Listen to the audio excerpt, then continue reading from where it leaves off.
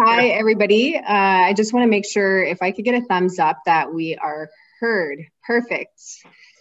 So welcome everybody to this session with George Desjarlais. We are very excited, Amber and I, to host this session in partnership with MacEwan University and two Crees in a pod. We actually had George join us back in December for one of our podcast sessions, and you know, it was such an amazing conversation, and there was so much stories that were shared in that podcast. And one of the things was that we actually had a number of people reaching out to us to bring George back to share some more knowledge with us. And there was also requests in regards to STAR teachings. And I think one of the things is that, you know, when we had a discussion with George was that we knew that we couldn't fit those teachings within the amount of time on a podcast. We also wanted to respect the fact that there is visuals to this piece. So when he is presenting, he is going to be sharing a PowerPoint so that you have some visuals to those teachings as well. And so we're doing this over a series of 4. And typically we will see how it goes. They're going to be an hour from 11 to 12. And we will basically, we're kind of planning for the first 2 sessions to be on the STAR teachings. And then there's other teachings that would come in the last 2 series. These sessions are being recorded, so they will be available for those who aren't able to join us at this time. And so, yeah, do you want to add anything, Amber? No, just some housekeeping rules though, please, folks. If you're more than welcome to share your beautiful faces with us. We love to see that. As someone who talks to a screen all day, I know George might want to have some people to talk to, but please ensure that your mics are muted. Okay, folks, so just please ensure that your mics are muted because that can create some background noise as well. And like I said, you're more than welcome to share your beautiful faces with us, but mics please muted. And I'm just really excited for the conversation today. And so we're going to pass it off to George, and George can introduce himself in whichever way he would like to for the day. Good morning, everyone. Yeah, it's a pleasure to be back here sharing these stories. And with anything, when I'm talking with Amber and Terry, it goes any direction. Like we're already talking this morning about this knowledge, and I guess there's a hunger for it, and a lot of people are reaching out. And I encourage you, if you get inspired or you feel something as we're sharing these stories, that you go out and do your own research, find people, because we never know who knows these things, and it would be good to capture it and share it, because with our people are resilient. We look at what's going on right now with COVID, and our people are resilient. We're adapting to what's in front of us, the changes. And we need to do that, especially with our teachings, our ceremonies, and we need to work with what's around us right now.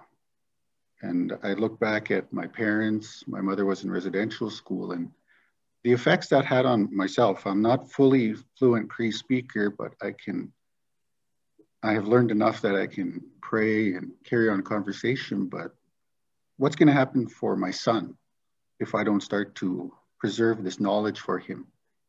And we need to do a better job of that as parents, grandparents, to share and maintain the knowledge for our children. And that's just one of the things that we're talking about, that we need to continue sharing, continue preserving our knowledge, sharing it, relearning and teaching. And what we're going to do today is we're going to talk about the STAR stories, and a lot of it is going to include teachings around ceremony, those connections, because it's really important that when we learn something, that we try to learn as much as the meaning and where it comes from. So hopefully we learn something for everyone today, because it's really interesting. When I first started learning about the stars, I didn't even know I was being taught. And once again, there'll be a lot of learning, and have an open mind and open heart, because from when I was a student in school, the thing I would learn about was Roman mythology. There's never any mention of Cree stories or those teachings. And around the world, even in Asia, Africa, South America, different tribes in North America, and they all have star stories. They all have their own connection to the stars. So with that, we'll get started.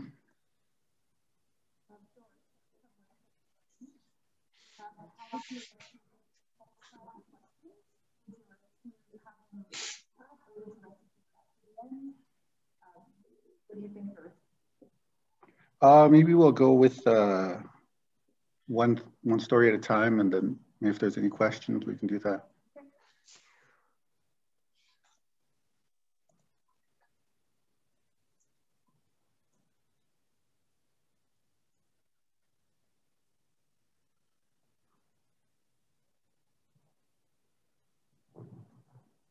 This is the first picture is just a picture of a Sundance Lodge for ourselves, and there's a lot of connections with the Sundance and the teachings. Like right now, it's the Eagle Moon, and that's the beginning of our Sundance singing. So that would be the first step in the process of Sundance. So I don't want to share too much regarding the Sundance because it's one of our most important ceremonies, and I just want to touch on it because, like I said, when we first started, if it sparks something in you that maybe we need to start doing this learning on our own. And for myself, I'm still on this learning. I always try to learn more and want to learn more star stories from different people, elders out there. And again, the people of each continent view the night sky differently. These stories are from the Cree Nation, but I'll also share a little bit about the different constellation meanings for different tribes, because every tribe has different stories. And it's really interesting when you start to learn these stories that the connections, not only within the tribes, but throughout the world, the origins of these stories and the meaning of the stars and how it's all interconnected. And just like that grain of sand on the beach, that's how small we are, and or even a star in the sky, that's just how small we are. And it's really interesting. Right here, this is a Cree Constellation Map that was developed with Manitoba First Nations Education Resource Center by a team led by Wilfred Buck, who I've had the pleasure of working with from time to time. And it's one of my go-to people when I have questions. And we're going to be talking about these different constellations you see throughout the map. And the ones in the background, the lighter blue shade, those are the Roman mythology.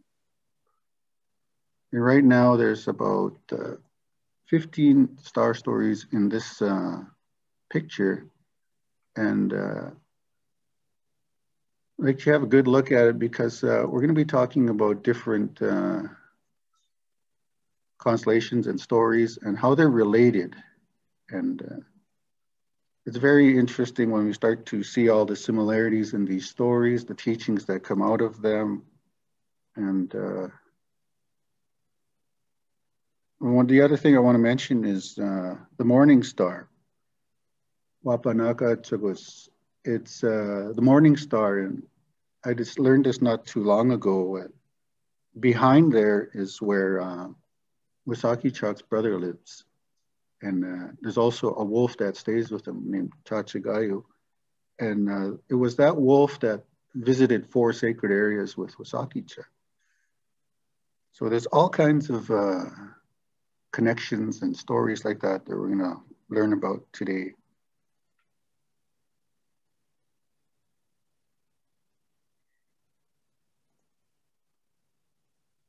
So what we're looking at now is the night sky, or in the summer, Mibin Kisik. And Some of the constellations are only visible in summer, and some are only visible in the winter. Again, we have at the top, we have the, of course, the Big Dipper and the Little Dipper, and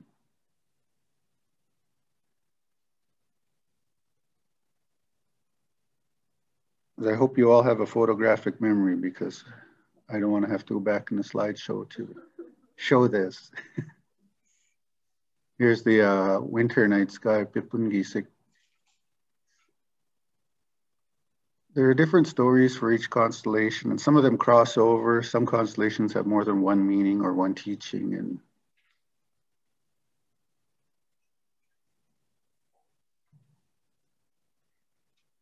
so we're going to start here with this constellation. You have to, it's part of the star blanket teachings, one of the arms of the syllabics chart, Wapahan.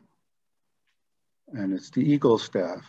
If you could see in the picture of the fissure, the bottom two stars in the Big Dipper, then you go left,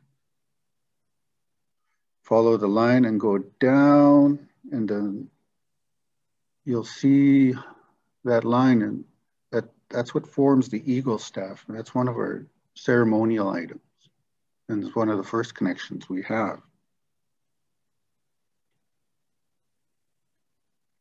Now, this is another one that it's kind of recent to me, and it's nêhiyaw, or the sturgeon. No questions yet? For the sturgeon, you can see how much of the sky it encompasses in the Milky Way, and it crosses over into both sides of the Milky Way, takes a good portion of the sky. And I know there's more than 7 stars in there, but this is where the term 7 generations comes from. There's 7 stars across the body, the eye, along the dorsal fin, in the center, the tail, and behind the back fin. And what these are is 7 generations. Nidanskutsapan, our grandparents ahead of us. Nimusumak, Nikukumak, our grandparents that are ahead of us. Ninigikwak, our parents. And the Nianan, us. And then behind us, our children, Nitsawasimsak, Nusisimak, Iwachapanak. And the term 7 generations, this is where it comes from, because we learned from our great-grandparents, our parents, our grandparents. And what are we teaching our children? What are we leaving for our grandchildren and for those yet to come? So it's very important that we remember this, because these are the teachings we need to try and live around, especially around ceremony and in our daily lives. What kind of ancestor am I going to be? What am I going to leave for my children? And that's really where this drive for this knowledge and sharing is coming from, is what am I going to leave for my children or my grandchildren?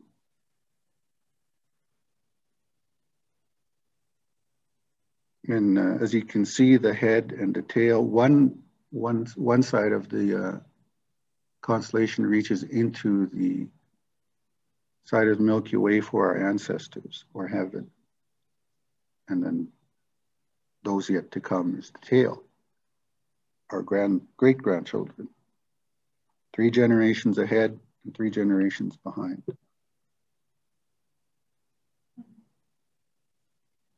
Now this next one is what we call a sisikwan, or the rattle. It's one of the first gifts for our people from the Instame Maganut, the first people, the first man and the first woman. But back in the beginning, you know, in Western science, they have what they call the Big Bang Theory. And for us, as part of our creation story, this is where everything started. The next ceremony you attend, you'll see a shaking of a rattle 4 times. Segwak. Speaks to that new life in the spring when ice melts. That's the noise ice makes in the rivers or lakes when it rubs. Segwak. New life. So when you go to a ceremony that when they shake a rattle 4 times, this is what we're going back to, the beginning. So the rattle occupies the Roman mythology constellation Cepheus. And the head of the rattle is the constellation Cepheus, but at the end of the handle is the North Star, Polaris. We'll talk a little bit more about that later. But the first sound that was heard was a rattle, and that shook 4 times, and that started the new life.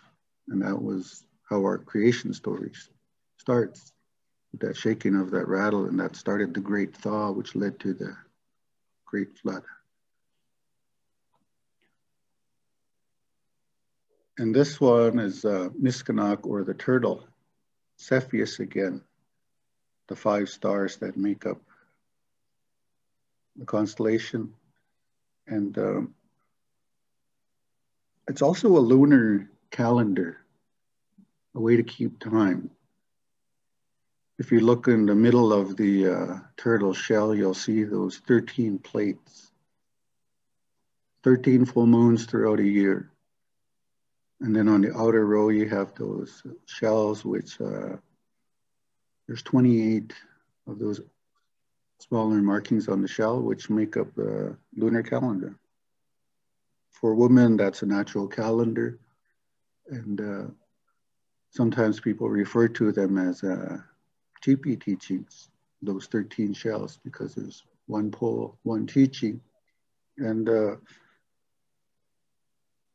this refers to that life connection for the turtle stepped up in after the Great Flood. He volunteered himself to hold the land, and that's why you see the other image there of North America, with the turtle continuing to hold up his promise to Wasaki Chuk and holding up the land on his back.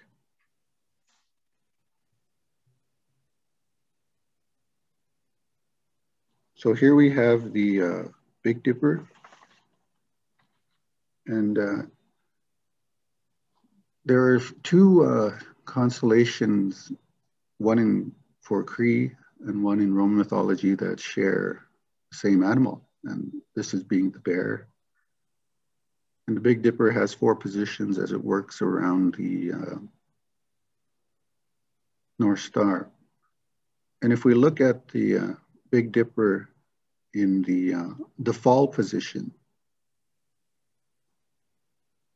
in the summer and the fall, what we're doing is we're working to fill our cup.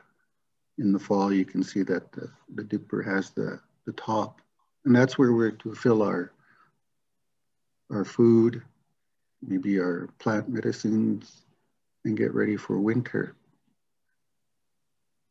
And winter would be a lot of our story time and ceremony season. And in the spring, you can see that cup emptying all those blessings we asked for throughout the year.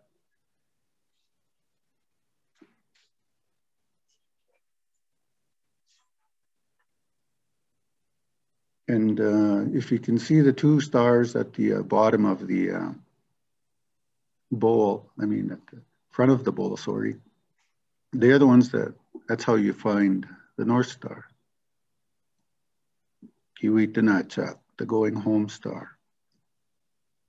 And when you find that, if you keep the going home star or the North Star on your left shoulder, you know you're walking east. Similarly, if you're walking west, you would keep the North Star on your right shoulder. And I learned that when I was probably about 13. Me and my dad were out hunting moose, and he had managed to shoot a moose prior, just before it got dark, but then when we got to where the moose was, we had to track it, and then we got turned all kinds of ways in the bush, and then it was cloudy and dark, and here I'm sitting there kind of scared, and my dad's just sitting there real calm. Keeps looking up at the stars, and then the sky opened up, and then he looked up at the sky, and said, well, there's the North Star. And he started walking home. We started walking back to where we came from. He was able to find his way with the North Star. And then after we got to the vehicle, I asked him how he did that. Because I had no idea where we were, and I was in a panic mode. And he just said, well, I had to find the North Star. And then he taught me that, you keep it on your right shoulder, you're heading west, or you keep it on your left shoulder, you're heading east. So it's just one of those things that you learn as you're growing up. And I thought, well, I didn't even know I was being taught at the time.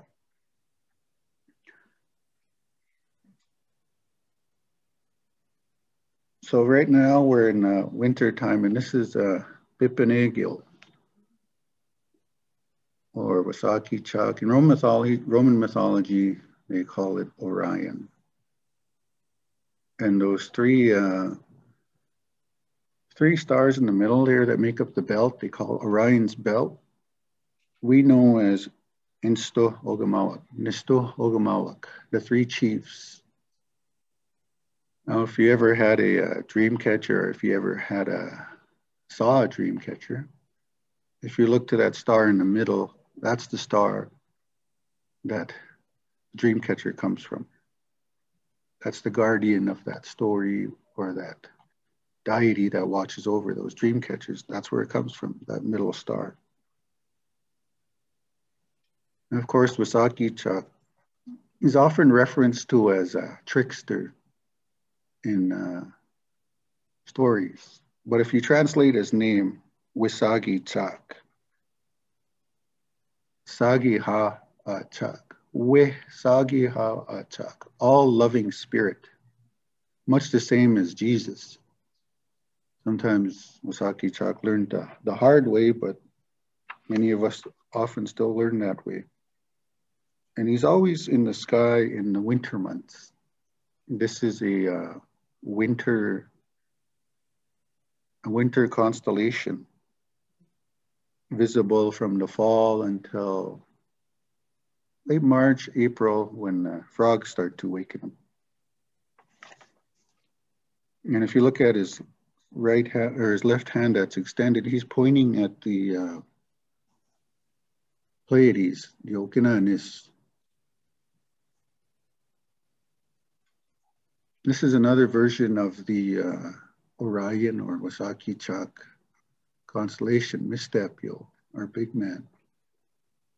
And we probably won't cover some of the stories that Mistapio is in today, but for us, our people, he's one of the guardians of the land and the animals and the medicines.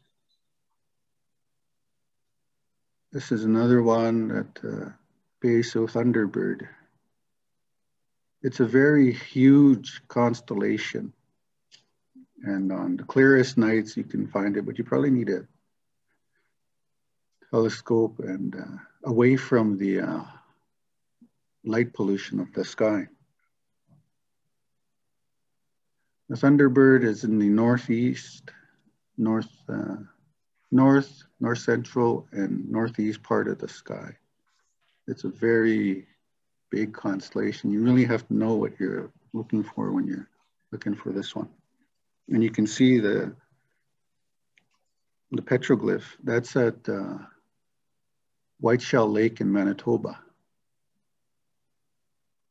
And Whiteshell Lake is part of the creation story we referenced earlier. Manitoba is the word, Ojibwe word for Mantoabe, where God sat when he made Turtle Island. There's all kinds of petroglyphs like this, similarly to the ones in the Cypress Hills. So this is the Okinawanist, the Pleiades in Roman mythology. Achak is squirrel. or star woman. These 7 stars, it's a faint constellation visible again in the winter months from September, October into March and April. If you can find Orion's belt, which would be in the southwest, southeast sky about 8 o'clock. If you follow that 3 stars that make up the belt, you'll find this cluster of stars. It's faint. It would probably be directly above you around 10, 12 o'clock. Again, on a clear night, it's very visible. And this is those 7 stars. They have different deities that they protect or represent. And you can pray to these, say, those 7 grandmother teachings. That's where these come from. Not only teachings, but say maybe your children aren't behaving. You can pray to one of these deities and they'll help you. For instance, Nipsi Katagwanakas Squil. That's, she carries the willow. Maybe your children aren't behaving. You can pray to her and she'll help you with discipline to help them that respect that they should have and to listen to you. And I had just learned this not too long ago in the summer when I spent some time with Barry Ahenekew, that there's actually an 8th star and it's further back and it's harder to see. And that's what he referred to as raindrop woman. And again, she has her own role and different teachings that she comes with.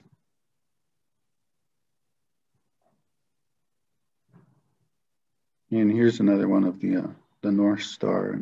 And you can find the star when you use those 2 stars in the front of the handle of the Big Dipper. If you look straight up, you'll find the North Star.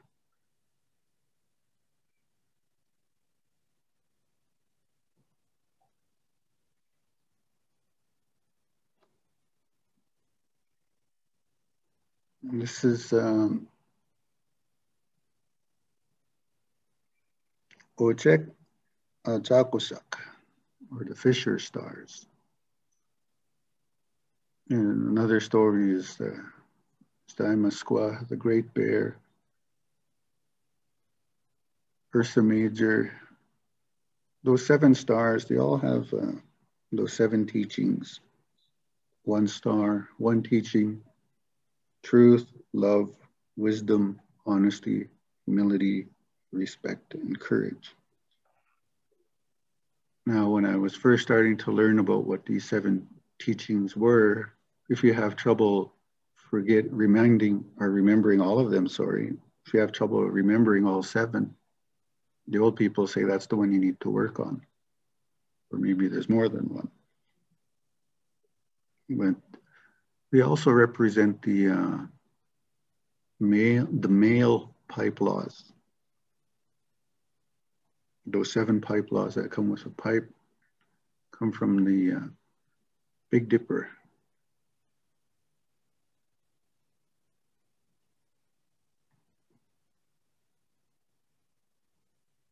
So now we'll tell a little story about the 7 birds and the Big Dipper. Mr. Haimasqua. This is shared to me with Wilfred Buck. He's been very helpful as I've been learning about these stars. And this story involves the Corona Borealis, or the Great Crown constellation, which we know as, for this story, Tapagopi Sisak, the 7 birds. And many years ago, there's this bear. And he was a huge bear. It wasn't a grizzly or a polar bear. It was just a huge bear. And he was so feared and respected in the animal kingdom that he didn't really have to do much hunting. because all the other animals were afraid of him. And they would give him gifts, fish, berries. They would feed him. And he got to enjoy being spoiled. So he would go from village to village. They'd feed him, take care of him. Years went on and he began to become more of a bully. And rather than waiting for people to give him the food or the berries and the fish, he started to take all hours of the night. He started to make his way into camps, and he would start to take their food stores. And what this caused was a lot of the other animals started to become uneasy or uncomfortable, and they started to live in fear. So all the other animals got together, the fur-bearing animals, all the flying animals, all the insects, and all the fish. They met on the shore of this lake, and they decided, we need to do something about this bear. We cannot live like this anymore. So the four-legged animals were the first ones to speak. Well, the bear is stronger than all of us. He's much bigger than all of us. So they stepped back. There's nothing we can do. Next, it was the insects. Well, we're too small. What can we do? We won't be able to help. So they stepped back. All the insects, they flew back. Now the fish were the next ones. Well, the bear doesn't come to the water too often. And he was so big and strong, I don't think we can help. Now that left all the flying animals looking at one another. I guess it is up to us to try. Because if we don't try, it's going to continue. So the birds selected these 7 birds, the fastest flyers, the best trackers, the best hunters, the best shots with bows and arrows to track the bear. But the bear was gifted. He knew they were coming for him. So he had a head start. So he left. I don't know, I hope you remember the 4 positions of the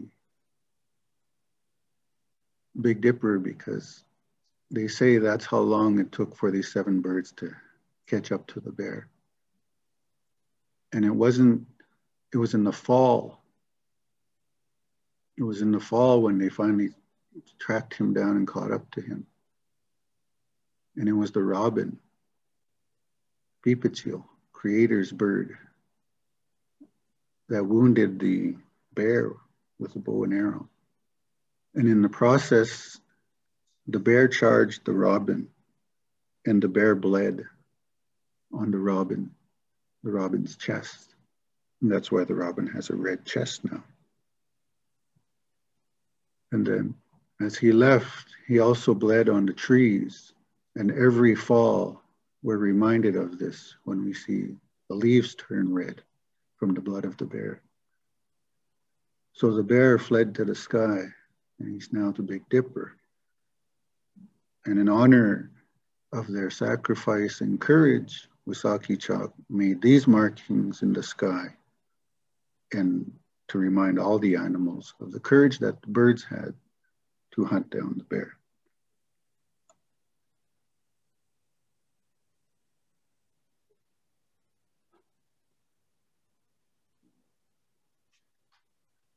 Now this is here's Atimachakusak, the dog stars.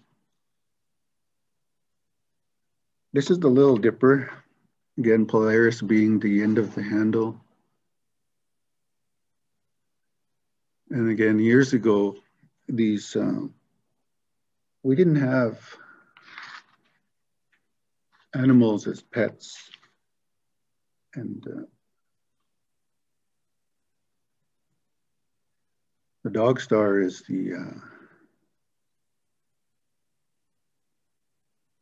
I'm sorry, I'm trying to avoid coughing.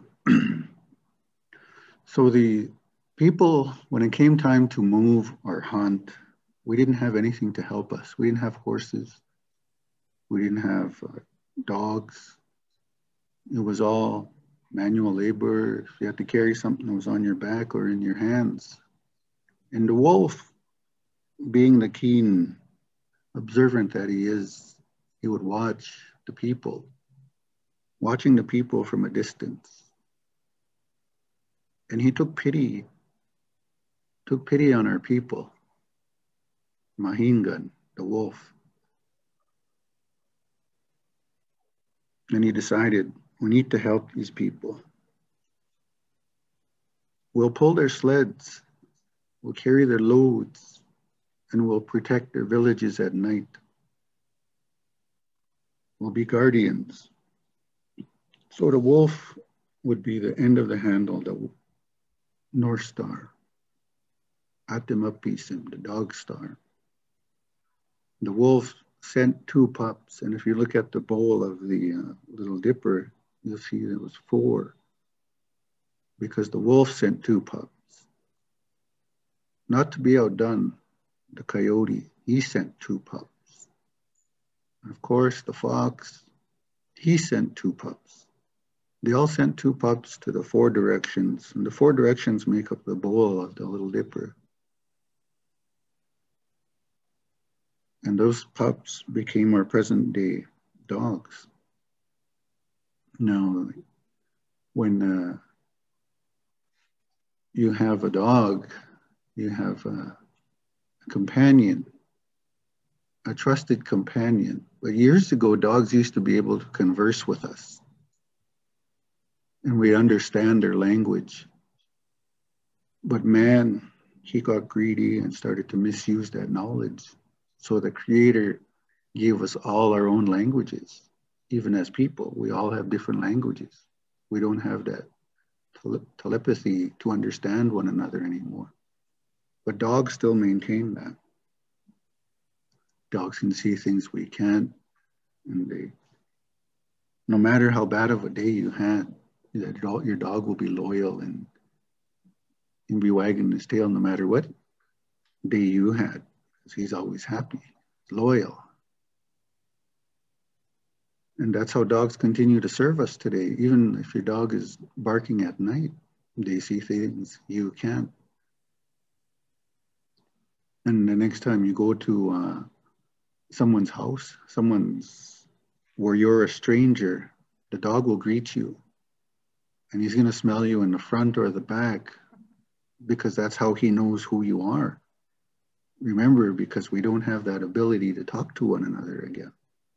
And that comes from a story where this dog had followed this medicine man to the bushes, and he went to the bathroom behind there. And these dogs would tease and laugh at people every time they went out to the bushes. These dogs would go out there, they'd follow the people, and they're squatting behind the trees. And then they'd run back and tell their business to the whole camp. And then when they got there, people would be laughing at them, you know. So the medicine man, he wasn't feeling too good. He was making repeated trips out there that day. And then he noticed this dog was watching him. And he didn't want to see him. He didn't want the dog to see him. So he just squatted there a little longer, and the dog crept closer and closer because he was trying to wait for him to get up. But the old man stayed squatting. The dog crept closer and closer, trying to see what was going on.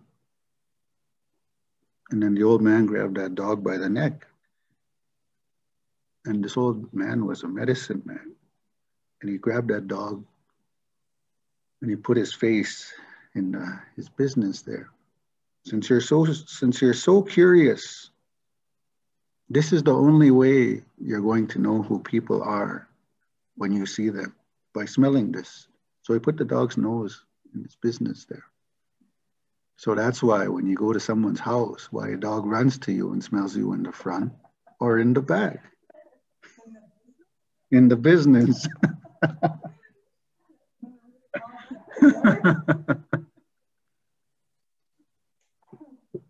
What time we got? 42. Okay.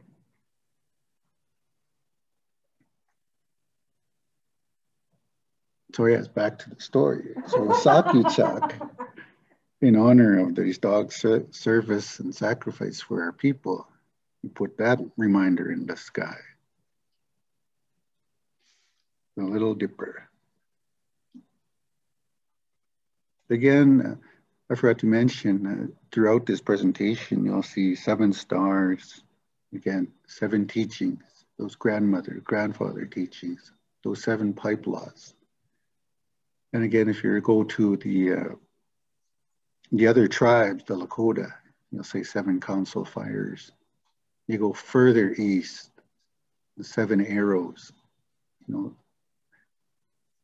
And I mentioned earlier, so interesting, all these ties with numbers and the stars and similarities. It's so interesting when you start to do the research, not only in the different tribes, but throughout the world. So this is Pleiades, the Matutsan Asiniak, the Sweat Lodge rocks.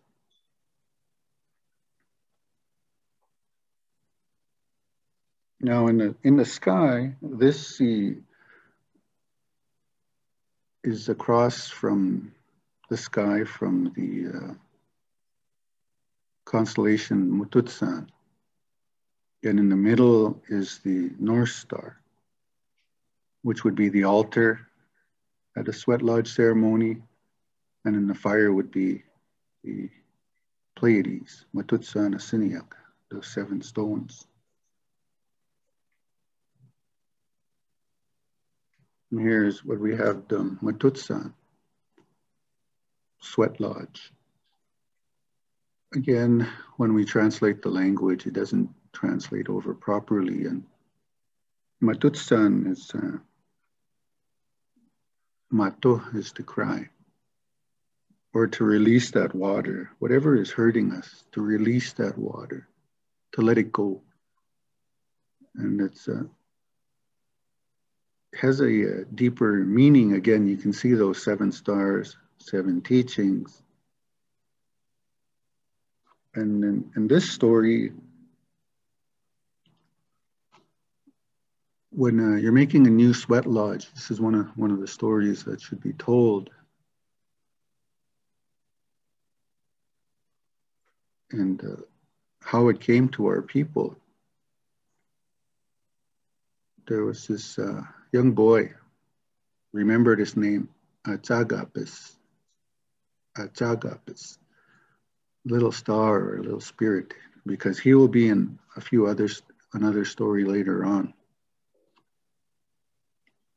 Achagapis and his little sister, they lived with their parents, and their parents were running out low on food. And they went to go hunting. They divided up the food and they said, well, we have enough for 10 days. We'll be back in 10 days. You take care of your sister, you stay here in the camp. So Achagapis did as he was told. The parents left. They started walking east and went hunting.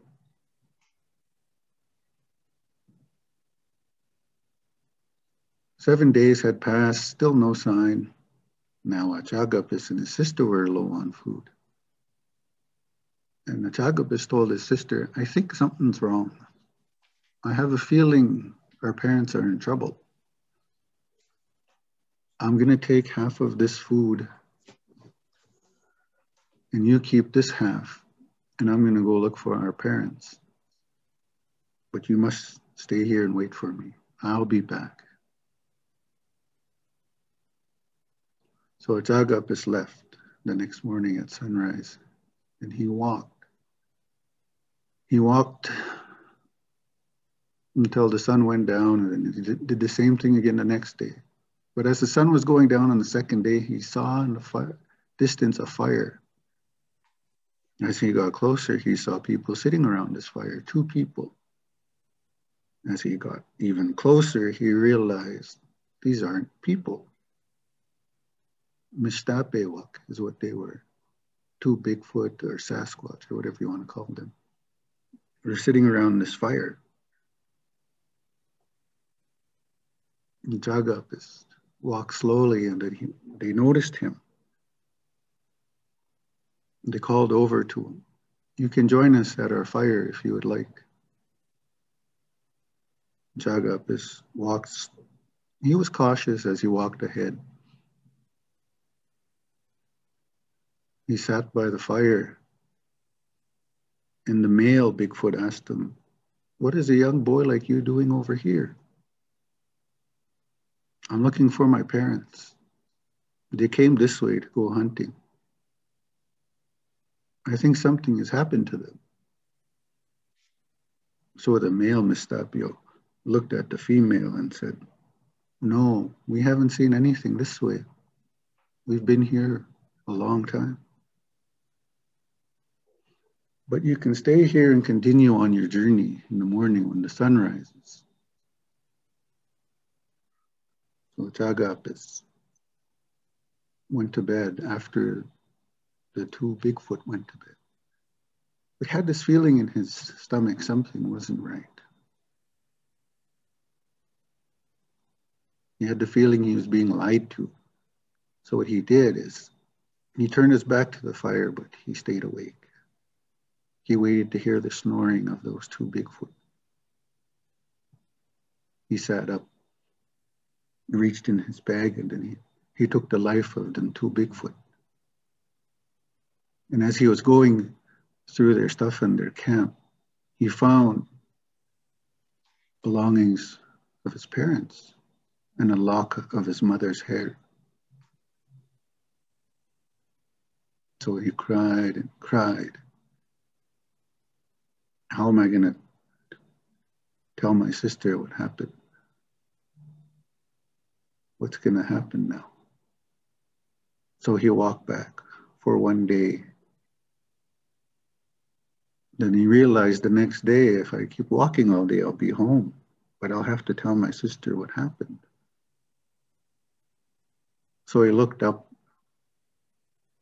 and started to pray, prayed for help. How do I tell my sister what happened?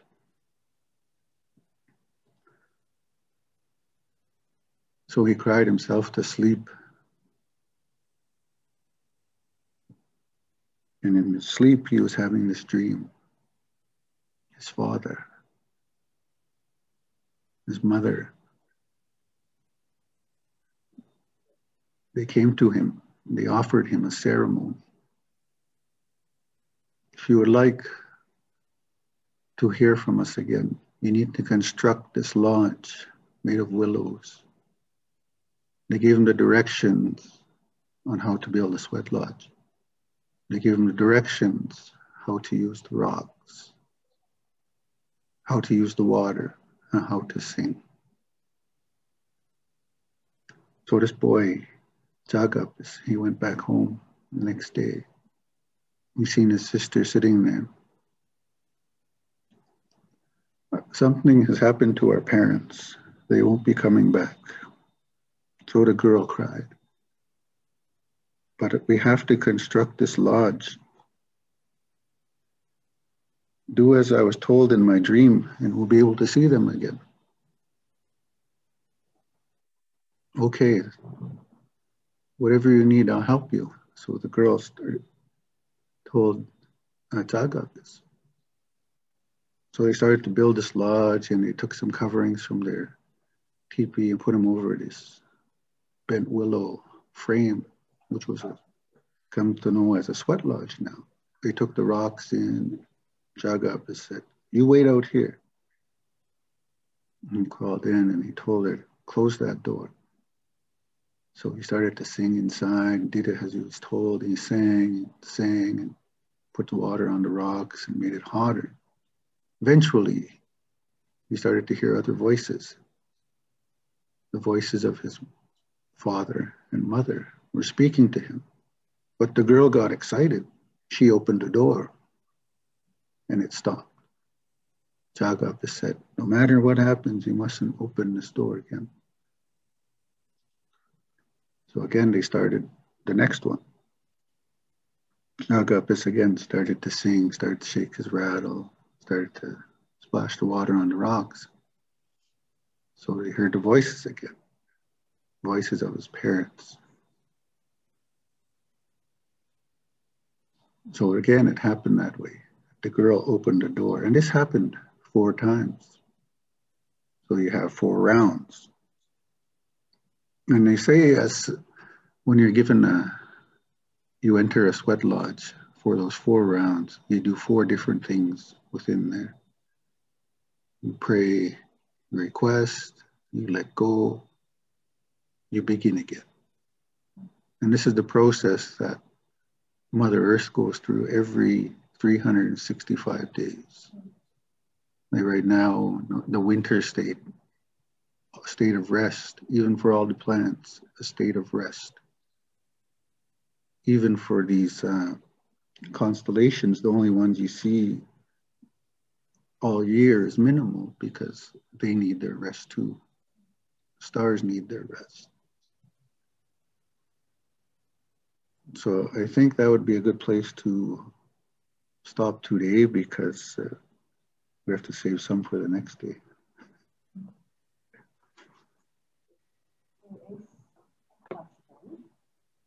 What is the big man? Well, what?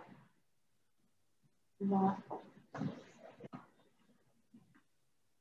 Can you see the chart on yours, George? No. So why did the big man kill Achak's parents? Oh, they ate them. That's the simple answer. Yes, they ate them.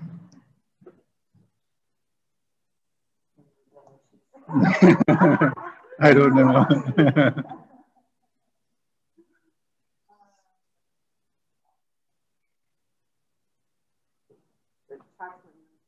Did anyone talk about the dogs? Yeah, people were saying their dogs hunt.